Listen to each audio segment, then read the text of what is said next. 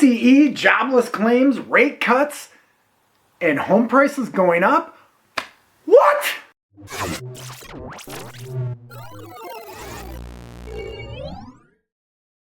It's a big news week in the mortgage and real estate world. There's a lot of things going on, and we are realistically looking at a rate cut come in September. And what could that do? It could cause chaos. That's what it could do. Anytime we see rates start to go down, we see a lot of new buyers enter the market. When new buyers enter the market, it drives up home prices. Even if rates don't come down a lot, which they don't need to, we're gonna see an influx in buyers. Not only that, there's gonna be a lot more transactions going on out there because as rates come down, people are gonna be able to refinance, even if they purchased in the last year or two. That's what we're expecting. We're expecting that because year over year, this last year, nationally, we've seen the median sale price of a home increase 4.1%. That's even with higher interest rates. So if we're at 4.1%, imagine what's gonna happen when rates come down and more buyers enter the market. So the idea is, if you're someone that's thinking about refinancing, well, great, get started now so you can pull the trigger when we see rates come down. But on the purchase side, more importantly, if you're not getting going with that right now, you could really be behind.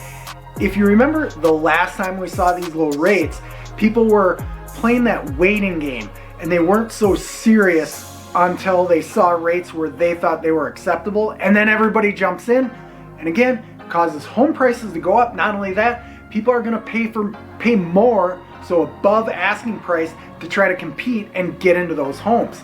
It won't be nearly what it was during the pandemic, or that's the hope, but there is a lot of people on the sideline waiting. That brings me to the next thing. Nationally right now, even though we're seeing 4.1% increase in the median sales price, we're seeing days on market go down, which seasonally, that's pretty normal. Right now, 22 days on the market is all a home is going to last. Now imagine rates going down.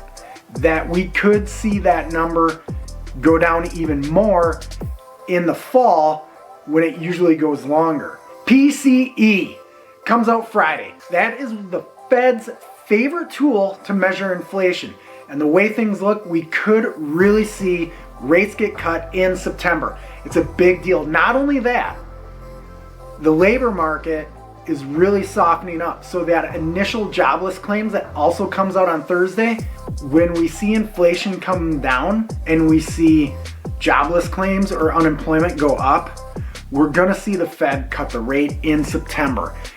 What happens next is we're gonna see adjustable rate mortgages first come down and get back into the market. That's right, ARMs will probably make a comeback as they only occupy 5.8% of all mortgages right now.